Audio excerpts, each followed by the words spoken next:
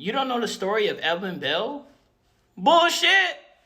Take a seat, get comfortable, because I'm going to tell you the story of Elvin Bell. About the same time that the American and Japanese fleets had spotted each other during the Battle of Coral Sea in 1942, 69 Japanese aircraft attacked the USS Lexington and its escorts around the same time. At 11:20, the USS Lexington was hit by a torpedo on its port side. A second torpedo followed just a few seconds later, also hitting the ship on its port side. So in addition, the ship was hit by 3 total bombs. Due to damage, a few fires broke out. Several men were killed or either wounded by shrapnel. Furthermore, the hydraulic pressure dropped, which caused 2 elevators to get stuck, making it impossible to transport aircraft from top to bottom or vice versa.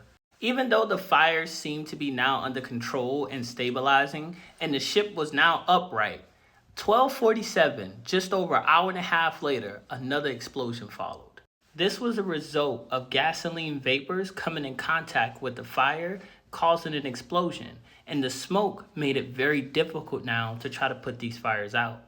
During this time period, there was no fire-resistant clothing on ships, and the correct nozzles for the hoses were also missing.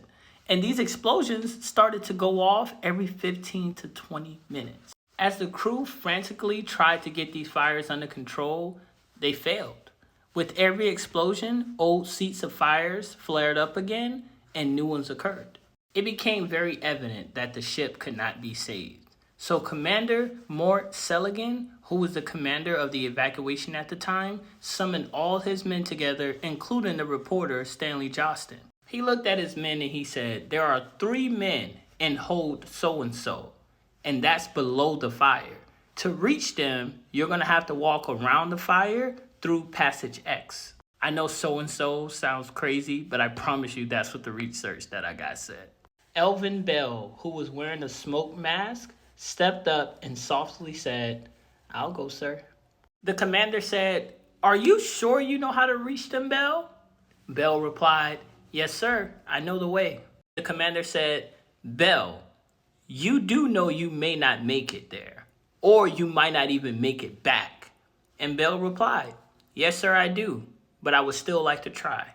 So the commander approved. He assured Bell that he would wait with other crew members until Bell got back. Bell had to walk through various corridors and downstairs to reach the sailors, and the air got very hot due to all the fire. And still yet, Bell reached the 3 sailors, while the rest of the crew were waiting nervously on Bell to come back. And Bell did return, but not alone, accompanied by the 3 sailors that he set out to go rescue. And at this time, the order abandon ship was given. 2,770 crew members and officers were taken off the ship. Some were transported to other ships, while others had to wait in the water to be rescued. Then America ended up sinking the ship themselves with a torpedo, just so the Japanese couldn't claim that they sunk the ship. And the ship ended up sinking, ending in a huge explosion and end of the USS Lexington. Because of his heroic deeds, Elvin Bell was awarded the Navy Marine Corps Medal. He even got his own newspaper article detailing his heroic efforts to save his fellow shipmates. Now you know the story of Machinist Apprentice, 3rd Class Elvin Bell. Make sure you hit that follow button and stay tuned. I got more videos coming, as long as we tracking.